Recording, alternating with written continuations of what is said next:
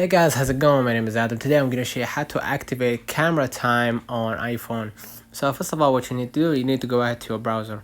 Now if you want to set a timer on your iPhone, what you're going to do, open your iPhone's camera app, locate the timer icon and tap on the timer icon to reveal the countdown option. Select your preferred delay time. So I'm going to just go ahead right here to my camera basically, and I hope that doesn't close the recorder. Does not, thankfully.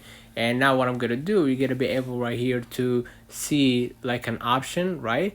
And you're gonna be able, let me just go ahead and paint it, the way.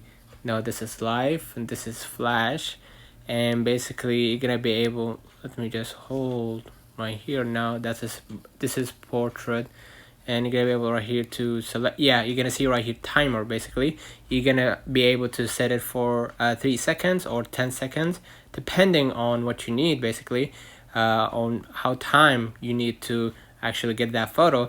And basically after you set the timer, just hit that camera circle, and you gotta wait 10 seconds until the picture is, until the camera has captured that moment or that picture. Let me know in the comments if this video helped you. Don't forget to like and subscribe. Don't forget to follow us on social media. See you in the next one.